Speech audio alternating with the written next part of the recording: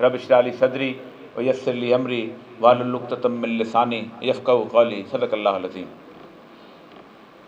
मोअज़्ज़ज़ ख़वातीन हज़रात, जुमे का दिन है और जुमे का वक्त भी करीब है। बहुत तफसील से बार बार इस पर गुफ्तगू कर चुका हूँ, अर्ज़ कर चुका हूँ और मुद्दतों से करता चला आ रहा हूँ। आज से 25-30 साल पहले जब हम उलमाए किराम के सामने सैयदुल अंबिया सल्लल्लाहु अलैहि वसल्लम की वो अहादीस रखा करते थे कि जो हर किताब के आखिर में किताबुल फितन और आखिरुज़ ज़मान के बारे में है, तो सबसे पहले वो उसकी असनाद की बहस पे पड़ जाते थे। इसका रावी कमज़ोर है, ये किसी ने घड़ दी है, ये अब्बासियों ने बनाई है, ये फ़लाँ ने इस तरह कर दी है। ये शिया जो चाहते थे कि काले झंडे उनके साथ चलें, तो इसलिए उन्होंने बना के खुरासान के इलाके को कर दिया हुआ है। तुम लोग किन ख्वाबों में लोगों को लेके जाते हो? और फिर जब मैं कुरान पाक की इस आयत को जब आपके सामने तिलावत की, उनके सामने रखता था कि अल्लाह ने एक वादा किया कि कम मिन फ़िअतन क़लीलतन, अगर तुम इतने छोटे से ग्रोह के भी होगे, ग़लबत फ़िअतन कसीरा, मैं तुम्हें बड़े ग्रोह पर गलबा दे दूंगा। ये तो किसी हदीस के अल्फाज नहीं है, ये तो अल्लाह तबारक व तआला का वादा है। तो ये वादा कब पूरा होगा? तो वो घबरा जाते थे। फिर बड़े आराम से एक हमारे यहाँ दलील बड़ी मज़ेदार दी जाती है कि देखिए वो वादा इस तरह पूरा होता है कि आप टेक्नोलॉजी हासिल करें, आप इल्म हासिल करें, आप तालीम हासिल करें, आप अपने आप को मजबूत बनाएं और सब कुछ करें, आप इकोनॉमिकल जॉइंट हो जाएं। तो मैंने उसमें अक्सर औकात की आर्गू करता था, दलील दिया करता था कि जिस वक़्त आज से कुछ 250-300 साल पहले बरसगीर पाको हिंद पर दुनिया की सारी कौमें कुत्तों की तरह आकर दौड़ पड़ी थी, तो उस वक़्त दुनिया का सबसे अमीर तरीन मुल्क होता था, सोने की चिड़िया कहा जाता, जूल ऑफ द क्राउन। 31% हमारा जीडीपी शेयर था दुनिया के अंदर। इतना सा मुल्क हॉलैंड कैसे आया, रौंदता हुआ चला गया। इतना सा मुल्क इंग्लैंड एक वक्त में कभी भी 3,500 से ज्यादा गोरा यहां मौजूद नहीं था, रौंदता हुआ हमारे पर चढ़ था। जिस वक्त मैडम बम बना रहे थे 1998 में, तो मैं उस वक्त चागी में डिप्टी कमिश्नर था। तो जापानीज को बड़ी ख्वाहिश है, उन्होंने, चार बात है, जापानीज उनका पैसा खाते हैं, वो इस मसले में आर्गू करने आए हुए थे कि किसी न किसी तरीके से हम रोक लें पाकिस्तान को एटम बम बनाने के लिए। तो चूंकि चागी ज़िला में, बलूचिस्तान में जो लोग गए हैं उन्होंने देखा होगा कि बलूचिस्तान में रहने के लिए सिवाय डीसी के घर के और कुछ होता नहीं, तो सारे के सारे उसी घर में आके ठहरते हैं, उसी के कमरे एक में वो ठहरा होता है, कोई डॉक्टर कदीर साहब, ये सब उसी चागी में, और कोई जगह उसी नहीं। तो जापानीज एम्बेसडर साहब भी वहां आ गए, तो रात के खाने पे सब लोग इकट्ठे थे। तो मुझे कहने लगे, देखें पीस की बड़ी कीमत होती है, जापानीज ने बहुत बड़ी कीमत अदा की है। If you go to Hiroshima और नागासाकी, तो आप लोगों को देखेंगे आज तक जो, मैंने उन्हें सिर्फ एक फिरका बोला, मैंने कहा अगर जापान के पास 1945 में एटम बम होता तो किसी की जुर्रत ना होती कि हिरोशिमा नागासाकी बम करा। ये तसव्वुर ही उस वक्त आया था कि जब आपने ये सोच लिया था। आज भी 39% यूनाइटेड नेशंस में शेयर जो है जापान देता है, और उसके पास वीटो की ताकत नहीं है। वीटो उनके पास है जिनके पास बम है। मुझे किसी ने कहा टेक्नोलॉजी जिस मुल्क की आती है उस मुल्क का कल्चर भी आता है। इससे बड़ी झूठी बात ही कोई नहीं दुनिया के अंदर। जापानीज का दावा है कि पाकिस्तान की गवादर का पसनी से लेके गिलगित का सुस्त तक आप चले जाएं तो कोई एक झोंपड़ी ऐसी नहीं है कि जिस झोंपड़ी के अंदर उनकी एक प्रोडक्ट मौजूद ना हो, बेशक वो ऑडियो कैसेट क्यों ना हो। कितने जापानीज रेस्टोरेंट खुल गए पाकिस्तान में, कितने लोगों ने अत्तहियात की तरह बैठ कर चाय पीना शुरू कर दी। जापानीज तो जमीन पर सोते हैं। आप टोक्यो चले जाएं, वहां आपको बेड वाला कमरा ढूंढना मुश्किल हो जाता है। दो चीजें हैं जिसकी वजह से कल्चर जो है किसी मुल्क में अंदर आता है, एक आपका एजुकेशन सिस्टम और दूसरा आपका मीडिया। जो मेरा वॉल, मेरे बच्चे की दिमाग पे जो वॉल है ना, उस वॉल सादा होती है, ऐसे नहीं कहते कि 12 साल की उम्र तक एक जेनेरिक एजुकेशन दी जाए दुनिया के अंदर, ताकि उसको अपने कल्चर के अलावा हर कल्चर उसके सामने पेंट कर दिया जाए उसके दिमाग के ऊपर। उस वॉल के ऊपर जो कुछ पेंट होता है वो उसका बुनियादी माहौल बन जाता है। मेरा बच्चा सिंड्रेला पढ़ता है जो मां से झूठ बोल के घर से निकलती है। वो शेख अब्दुल कादिर जिलानी नहीं पढ़ता जिसकी जेब में 30 दिनार होते हैं। डाकू पूछते हैं किसी के पास है, तो कहता है हाँ मेरे पास है। सन्नाटे में आ जाता है वो सरदार और कहता है तुमने छुपाया क्यों नहीं? कहा मेरी मां ने कहा था अगर जान भी चली तो झूठ मत बोल। वो कार्टून नेटवर्क इस सतह का बनाते हैं कि टार्जन जंगल में रहता है लेकिन सुबह सुबह बार्बर से शेव जरूर करा के आता है कि किसी तौर पर वो इमेज दिमाग में ना आ जाए कि जिस इमेज के तहत कभी दाढ़ी वाला जो है इस बच्चे के दिमाग में किसी तौर पे भी आ जाए। वो औरत जो उसके साथ जेन वो लिबास पहनती है जो बिकनी सूट शॉन्जे लेने पे मिलता है, ताकि अगर कभी वो कैलिफोर्निया के उस साहिल के ऊपर नीम बढ़ाना औरत को देखे तो उसे कोई चंबा महसूस ना हो। ये कल्चर कैसे पार्ट ऑफ द कल्चर। ये तो मैंने बचपन में देखा था, जेन पहनती थी। उस जंगल में उसके पत्ते जो है वो खासतौर पर दर्जी ऐसे बनाता है उस जेन के लिए, और वो दर्जी पता नहीं कहां से आ जाता है जंगल के अंदर जो उसके पत्तों के बिकनी सूट बनाता है। वो मेरा बच्चा my summer mind is made of all this things पढ़ता है। ये वो सारी चीजें हैं जो इस कल्चरल आइडेंटिटी को खोने के लिए होती हैं। इस सारे स्फीयर के अंदर 4 कौमें दुनिया की ऐसी हैं जिनके यहां एक तस्वर है जो हम कहते थे कि वो तस्वर इतना जागुज़ीन है कि उस तस्वर से तुम निकल नहीं सकोगे। 10-15 साल इंतजार करो। इब्राहिमी रिलीजन के तीनों मज़ाहब यहूदी, ईसाई और मुसलमान इस बात पे यकीन रखते हैं कि क़यामत के नज़दीक एक वक्त ऐसा आएगा कि जब कुफ्र और इल्हाद की आपस में इतनी बड़ी जंग होगी और उस जंग के अंदर आखिर में अल्लाह तबारक व तआला अपनी तरफ से एक मसाया को भेजेगा और मसाया जो है नुसरत पैदा करेगा। आप सारे लोग यहाँ बैठे हो, लाहौर में रहते हो, हर किसी को अल्लाह ताला उससे 5 कनाल का घर दे, 10 कनाल का घर दे। मैं आपको एक दावत देता हूँ कि आप ऐसा करते हैं कि आप अपना घर बेचें, अपना कारोबार यहाँ से वाइंड अप किया है, अपनी सारी की सारी प्लाजा जो आपने बनाया है उसका किराया वराया भी ख़त्म करें और मेरे साथ चलें। बलोचिस्तान में एक शहर है नौकुंडी जहाँ 3 दिन के बाद पानी आता है, जहाँ बलोच आपकी जान के दुश्मन है क्योंकि वो समझते हैं कि आप बाहर से आ गए हो, जहाँ सब्जियाँ ईरान से आती हैं ना आए तो आपको नहीं मिलेंगी, तो आप कहेंगे मेरा दिमाग खराब है मैं जाऊँगा वहाँ। लेकिन 1920 में पहला काफिला घर बेच के, जमीन बेच के, जायदाद बेच के, सारा कुछ बेच के कहां से चला है? फ्रांस से चला है, नॉर्वे से चला है, जर्मनी से चला है, न्यूयॉर्क से चला है। कहां पहुंचा है? तलबीब के उस रेगिस्तान में कि जहां घास नहीं उगती थी। क्या वहां टेक्नोलॉजिकल डेवलपमेंट के लिए गए थे? क्या वो इसलिए गए थे कि वहां पर बहुत ज्यादा पैस्चर्स लैंड है, उनके इतने बड़े फार्म बना लेंगे? क्या वो उनके सहूलियात इंतजार करते? क्या वहां उनको पीस मिल जाना था?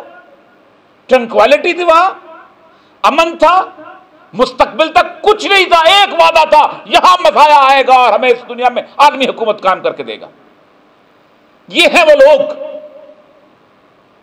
जिनके साथ फिर अल्लाह वादा करता है। अगरचे के बाद अलहदा है, मैं कभी कभी सूरह बनी इसराइल पढ़ता हूं जो हमारे उलमाए कराम है, जरा सब पढ़े अल्लाह ने कैसे कैसे पूरी की पूरी सूरत को वाज़े कर दिया कि होना क्या है। मैं हदीसों की बात से छोड़ रहा हूं। जहाद हिंद तो आखिर में आएगा, किस वक्त आएगा? पहले जो स्टेज सजना है उस स्टेज के अंदर जो जहाद हिंद आना, उसमें किस किस ने हिस्सा लेना है और किस किस ने रांदा दरगाह हो जाना। अल्लाह कहते वो कतबना, हमने किताब में लिख दिया। क्या लिख दिया? कि 2 दफा तुम नाफरमानी करोगे, अलुवन कबीरा, बड़ी नाफरमानी।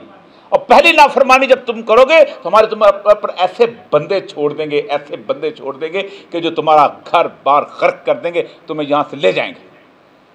आप हैरान होंगे कि ये नाफरमानी हुई है कि जब बख्त नसर उनको बाबल और नैनवा के इलाके में ले गया, 80,000 यहूदियों को मारा, वहां जाके इकट्ठा कर दिया। और वहां वो लोग जो थे वो वहां इकट्ठे रहते थे और अंबिया जाते थे और वो करते थे कि अल्लाह कहता है यक्तरून अंबिया बगैर हक, अपने नबियों को कत्ल कर दिया करते थे। उनमें एक नबी आ गया, उसका नाम था यसा।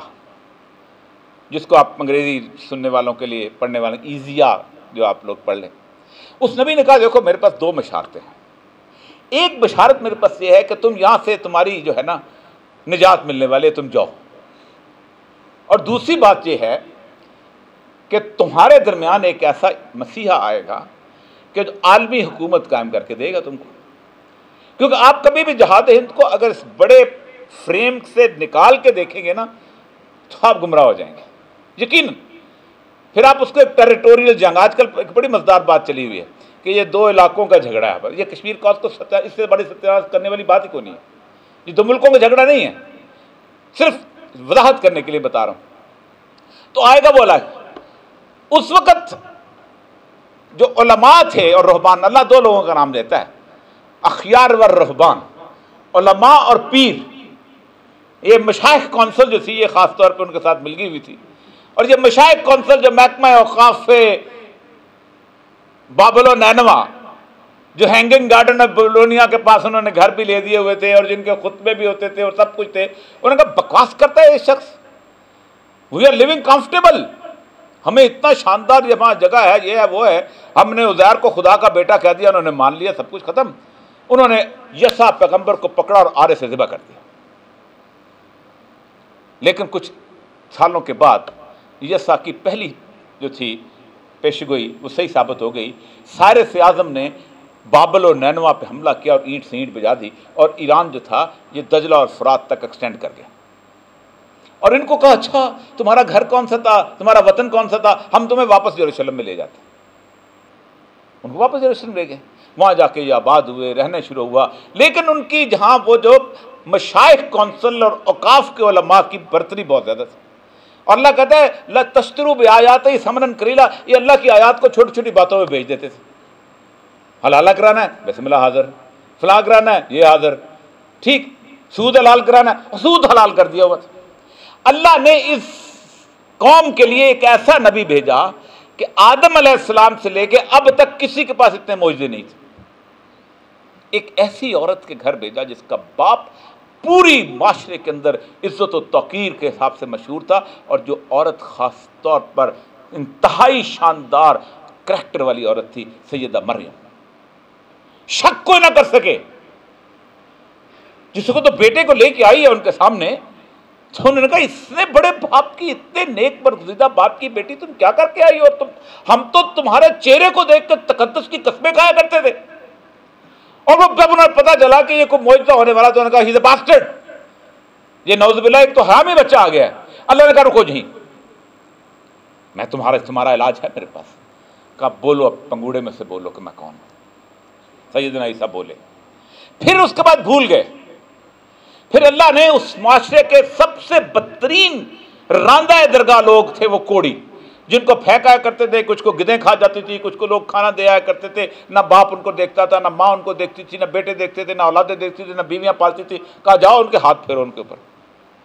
उसने हाथ फेरा, कोड़ी ठीक होना शुरू हो गया। फिर नहीं माना, फिर कहा अच्छा अंधा जो है उसकी आंख पे हाथ फेरो और कहो तुम देखना शुरू करो, और वो देखना शुरू हो जाएगा। उसके बावजूद फर्टिलिटी बड़ी मजबूत होती है ना।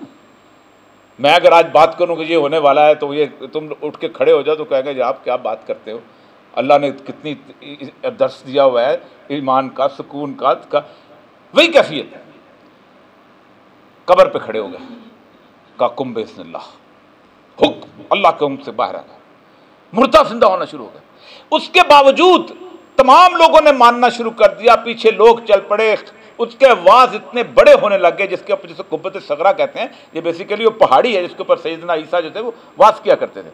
तो आखिर एक दिन उन्होंने हजूम को उठाया और उठा के चले गए, और उन्होंने वो सूद जो था वो हैकल सुलेमानी, जिसको अल्लाह मस्जिद कहता है, उस मस्जिद के अंदर अल्लाह तबारक व तआला ने उन जो मुकद्दस जगह थी जिसमें अल्लाह कहता है बारकना हौला, जिसके बारे में बरकत वाली जगह, वहाँ सूद का कारोबार करते थे।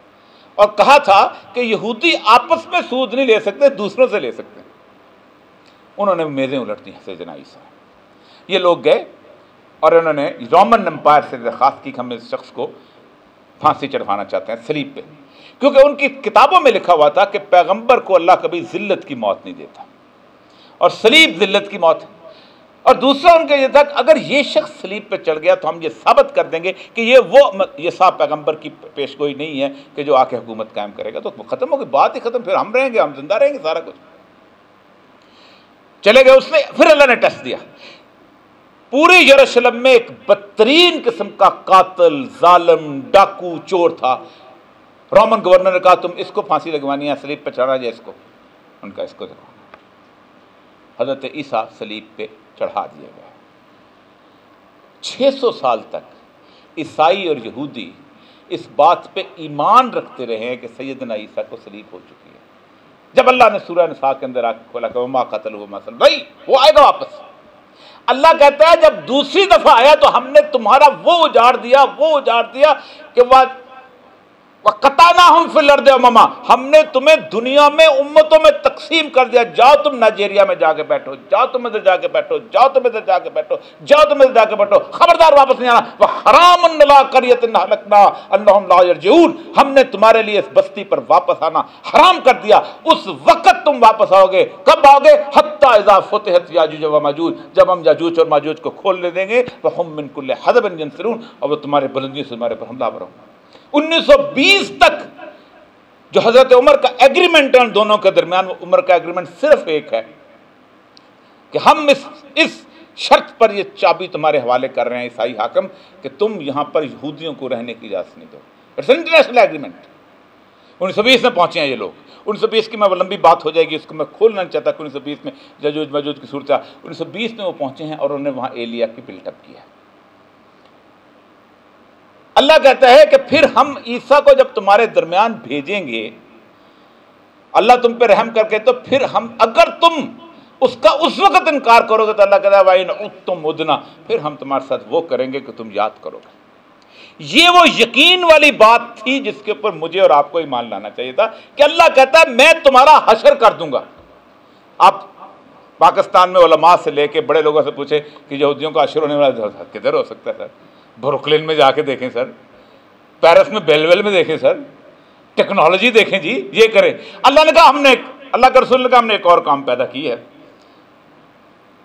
2 कौमों के बारे में अल्लाह ने वाज़े तौर पे बताया है जिन्होंने जी, एक का हशर होना है और एक की रसूल, अल्लाह के रसूल सल्लल्लाहु अलैहि वसल्लम ने फरमाया कि इसने फतह हासिल होना है। हशर किसका होना है? वैलुल लिल अरब। अल्लाह के रसूल ने कहा अरब के लिए तबाही, मिन शर्रिन का देखते हुए फितना बहुत नजदीक आ गया। क्यों? मैं क्यों नहीं मारा जाऊं? मैं भी ज़ाहिर बात है वही हरकतें करता हूं जो अरब करते हैं। मैं और या मकबूल जान पंजाबी हूं, मैं कहूं कि बुल्ले शाह मुझे समझ नहीं आता तो मेरी माफ़ी नहीं। मुझे को कहे ये बुल्ले शाह का ये फ़िक्र तर्जमा करके सुनाओ कि बुल्ले की जाना मैं कौन, मैं कहूँगा यार तर्जमा नहीं हो सकता। ना अंग्रेज़ी में होता है, ना फ्रेंच में होता है, ना उर्दू में होता है, किसी और ज़बान में हो नहीं सकता। अरब ये कहे कि मुझे कुरान समझ नहीं आया तो अरब की माफ़ी नहीं। वैलुल लिल अरब, ऐसी तबाही सैयदुल अंबिया की पेशगोई है। आप हैरान होते हैं कि 25 साल पहले जब हम कहते थे कि रसूल अकरम सल्लल्लाहु अलैहि वसल्लम फरमाया कि हत्ता तखरबुल मिस्र, कि दुनिया में खराबी फैलने वाली है, देखो सबसे पहले मिस्र में खराबी पैदा होगी।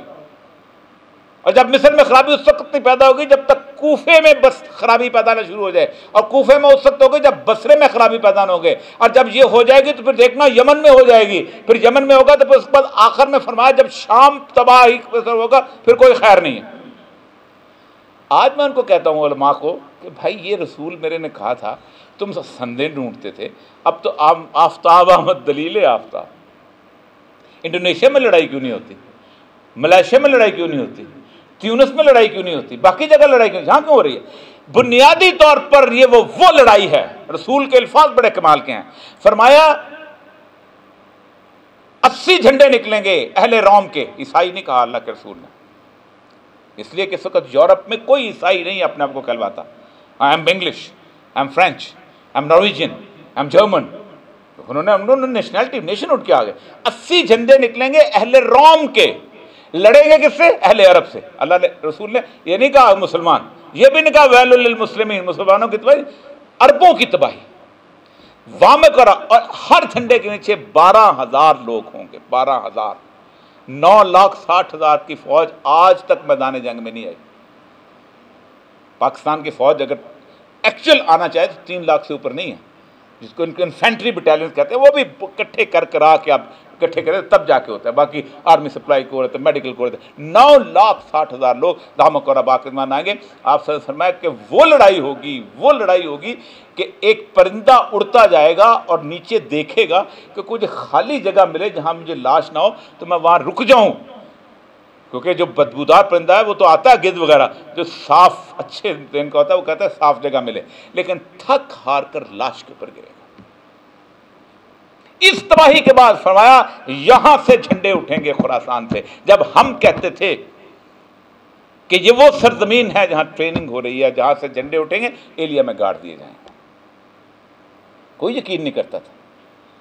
मुझे याद है अच्छी तरह जिस दिन पहले दिन मुशर्रफ ने वहां इसको एग्रीमेंट किया, मुझे जल महमूद आज भी याद है, वो जिस वक्त वापस आए आज कब तो अल्लाह ताला ने उनको बहुत हिदायत दी और वो फिर अब बहुत बड़े किस्से सुनाते हैं। उस वक्त दो चीज़ें मैं उस वक्त बताता हूँ जो इंटरव्यूज़ हुए थे। एक आखिरी इंटरव्यू लिया मौला उमर से, वॉइस ऑफ अमेरिका ने, उसने कहा आप ज़मीन के लिए लड़ रहे हो। पश्तो में या बाबा जो पश्तून है वो यहाँ बैठे हुए मुझे मेरी तस्दीक करेंगे, या बाबा कहते हैं ऐसी बात कि नहीं तुम गलत बात कर रहे हो, या पश्तो में नहीं में होता उल्टे, बिल्कुल ही उल्टे। या बाबा हम नहीं लड़े। उसने कहा बुश ने कहा है कि आलम तुम पे ज़मीन तंग कर देंगे। उसने कहा दो ऐलानात, एक मेरे अल्लाह का ऐलान है, एक बुश का। बुश कहता है ज़मीन तंग कर दें, मेरा अल्लाह कहता है अल्लाह की ज़मीन बहुत वसी है। और दूसरा, हम इस ज़मीन के लिए, हम तो उस वादे के लिए लड़ रहे हैं कि जो वादा हमारे साथ किया है, जो अल्लाह ने पूरा करना है। आप हैरान होंगे कि 18 साल में जो जंग हुई, हमारी आंखों के सामने ही जंग हुई है भाई। इन्न फी ज़ालिका लआयातिन लिक़ौमिन यअक़िलून, हमने अकल वालों की निशानियां रखी हैं। हमारे सामने 22 American veterans commit suicide every day. उठाएं टाइप करें CNN उसके अंदर आपको हर रोज 22 अमेरिकन सिपाही जो है खुदकुशी करते हैं। 7,30,000 American soldiers are having post traumatic stress syndrome, पागलपन की वो सूरत हाल है कि जिसके ऊपर $61 बिलियन उनकी ट्रीटमेंट पर खर्च हो रहा है। 3 लाख उनमें से होमलेस हो चुके हैं, पागल हो गया, वापस आया, बीवी ने छोड़ दिया, माँ बाप ने छोड़ दिया, अस्पताल में आ गया, इंस्टीट्यूशनल केयर में चले गए, इकोनॉमी कोलैप्स्ड। इस सारे सिनेरियो के अंदर रसूलुल्लाह की एक हदीस ऐसी है जिसको सुना के फिर आपको बताऊंगा कि रसूलुल्लाह ने 1400 साल पहले मुझे, नवाज शरीफ को, जरदारी को, इमरान खान को, अमर बाजवा को, मुशर्रफ को एक पॉलिसी गाइडलाइन दी थी। जब आपने फरमाया कि खराब सिंध बिल हिंद व खराब अल हिंद मिन सिंध, देखो याद रखो तुम्हारे अगर कभी तबाही आई, सिंध वो इलाका है जो हमारे रसूलुल्लाह के ज़माने में पाकिस्तान था, क्योंकि देबल बलोचिस्तान ये चलता था और जाके खेवड़ा की पहाड़ियों तक नक्शे में आता है कि सिंध था, उसके बाद खुरासान शुरू हो जाता। तुम्हारे जब भी खराबी आएगी, तबाही आएगी, हिंद की तरफ से आएगी। वह खराब अल हिंद मिन सिंध, और हिंद जब तबाह होगा तो उसको चीन तबाह करेगा। This is the policy guideline given by सैयदुल अंबिया सल्लल्लाहु अलैहि वसल्लम। एक तरफ वो कौम है कि जो अपनी एक वादे के ऊपर पूरी दुनिया छोड़ के वहां जाके बैठी हुई है, और आज का दिन का वक्त ये है कि रसूल अकरम की उस हदीस के मुताबिक फरमाया इमरान अल बैतुल मक़दस की आबादी, खराब अल यसरब की वीरानी। वहां मदीना मुनव्वरा की मस्जिद नबी में तुम्हें जंगली जानवर और भेड़िए घूमते हुए नजर आएंगे। खराब अल मदीना मलामत अल कुबरा, जब ये हालत आ जाए तो फिर देखना जंग की आज़ादी होगी। मलामत अल कुबरा फिर आपने फरमाया कि यफ्तल कस्तुनतुनिया, फिर खुरूज दज्जाल, पूरी टाइम लाइन दी। इस वक्त हम जिस सिनेरियो से गुजर रहे हैं, उस सिनेरियो के अंदर कल जॉन बोल्टन को उन्होंने निकाला है और उनका है कि ये सिक्योरिटी रिस्क था, तो उन्होंने एक बात बड़ी मजेदार की है अमेरिकन कांग्रेस के जो एलामिया आया और जो उनकी CIA की रिपोर्ट, उन्होंने कहा पहले अमेरिका के पास इज्जत से निकलने का रास्ता मौजूद था, अब जिल्लत से भागने का रास्ता भी नहीं रह गया। जिल्लत फरमाया ये झंडे जब वहां पहुंचेंगे, इस दौरान चीन और इंडिया की वो जंग होगी। फरमाया ममलूक हिम, तुम हिंद के बादशाहों को जकड़ के लाओगे, यानी इंडिया बहुत सारे हिस्सों में तकसीम हो चुका होगा, या अनहोली यूनियन खत्म हो चुकी होगी। इसीलिए मुझे नजर आता है कि कश्मीर बहुत जल्द उन्होंने उनके हाथों से निकल जाना है। अगर मैं रसूलुल्लाह सल्लल्लाहु अलैहि वसल्लम के बीच किया, और मेरा तो ईमान है, मैं उस डेविड बिन गुरियान से लेके मैं ज्यादा रसूलुल्लाह पे यकीन रखता हूं जो अपने उससे पहले ये आजाद हो चुका होगा और ये उन लोगों के साथ मिलकर लड़ेगा, क्योंकि सिर्फ 2 लोग ऐसे हैं जिनकी रसूल अकरम सल्लल्लाहु अलैहि वसल्लम की अहादीस के मुताबिक सही ट्रेनिंग हो रही है। एक मावरा नहर के लोग जो कश्मीर के अंदर वो आए और एक खुरासान के लोग। ये 2 मिलकर जिहाद हिंद के अंदर हिस्सा लेंगे। और उस वक्त आपने फरमाया कि फिर यरूशलेम से जब खुरासान के लोग वहां पहुंचेंगे तो वहां से एक लश्कर को रवाना किया जाएगा। वो लश्कर जब जहां पहुंचेगा तो फिर मुझे एक साहब ने पूछा, बहुत बड़े साहब हैं, मैं नहीं नाम नहीं लेना चाहता, आजकल तो बहुत ही जगह पे, मुझे आप पाकिस्तान की फ़ौज के बारे में क्या तस्वर करते हैं? मैंने कहा पाकिस्तान की फ़ौज बुनियादी तौर पर रसूलुल्लाह की उस फ़ौज की आर्म्स डिपो की कस्टोडियन है। ये जो उन्होंने हथियार हैं सो बड़े अच्छी कस्टोडियन है। ज़ाहिर बात आपसे बेहतर कौन हथियार संभाल सकता है? वो जब आएंगे अपना हथियार उठाएंगे और जंग करने चले जाएंगे। और जिसको अल्लाह यहाँ तौफीक देगा वो उस जहाद में, वरना खराब सिंध शामत हमारी आनी है। ये अगर आप ये समझते हैं कि हम इसी तरह जहाद इनके अंदर शामिल हो जाएंगे तो ये आपकी भूल है। बहुत बुरी शामत आनी है और खराब सिंध की उस कैफियत होनी है। तब आपको रियलाइज होगा कि हमने एक आयत पढ़ के यहाँ इजाजत चाहूंगा। अल्लाह कहता है यंसुरुकुम यंसुरुल्लाह, जब तक तुम अल्लाह की मदद नहीं करोगे अल्लाह तुम्हारी मदद नहीं करेगा। और अल्लाह की मदद कैसे होती है? मन लम यहकम बिमा अंज़लल्लाहु उलाइका हुमुल काफ़िरून, जो चीज़ हमने नाजिल की है जो लोग उसके मुताबिक फ़ैसले नहीं करते वो काफिर हैं। उलाइका हुमुल फासिकून वो फासिक हैं, उलाइका हुमुज़ ज़ालिमून वो ज़ालिम हैं।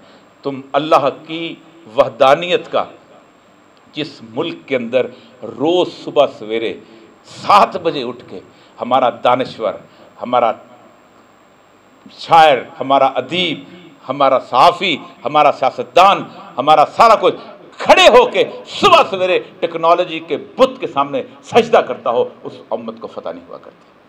और जो कहते हैं कि तुम्हारी टेक्नोलॉजी तुम्हारे पांव तले रोन देंगे, आप हैरान होंगे। हमवी टैंक वो टैंक है कि जिस टैंक के बारे में कहा जाता है कि ये मैग्नेटिक फील्ड रिपेल करता है, मिसाइल भी आ जाए। मैंने तालिबान को देखा है, इतना सा उनके पास पेट्रोल की बोतल होती है, उसके विंड पाइप में मारते हैं पूरा टैंक उड़ जाता है। पागल। ये अभी आखिरी जो जिस वक्त काबल की तरफ बढ़े हैं तो रात को 1:15 बजे ज़ल्म खलीलज़ाद टीवी पे आया कि नहीं किसने कहा हमने मुताला ख़त्म कर दिया है, हम तो जनाब सिर्फ जा रहे हैं वहाँ पर और ट्रंप दस्तखत करेगा तो हम कर देंगे। और अगले दिन जब उन्होंने ब्लैक वाटर का वो मेन अड्डा उड़ाया है और ब्लैक वाटर के चीफ को मारा है और जब वो मेजर जनरल मरा है तो उसके बाद ट्रंप ने ये नहीं कहा कि हम निकल रहे हैं, उसने कहा कैसे लोग हैं कि अपनी बार्गेनिंग पोजीशन बढ़ाने के लिए हमले कर रहे हैं। उसका ट्रंप का पूरा पढ़ो बार्गेनिंग पोजीशन। और भाई तुम हमले करते रहो, तुम 10 लाख बंदे मारते रहो। मुझे किसी ने कहा कि जी ये सिस्टम जो है ये वो दुनिया का सिस्टम जो अब तो अब जमहूरियत भी चल पड़ी से। मैंने कहा दुनिया में जमहूरियत भी कभी किसी बंदे ने खुद नाफज नहीं की। कैसे नाफज होती है? अफगानिस्तान पे हमला करो, 3-4 लाख बंदा मारो, अपनी मर्जी का आइन बनाओ, अपनी मर्जी के इलेक्शन कराओ, कहा खबरदार इस तरह जिंदगी गुजारो वरना नहीं गुजारने देंगे।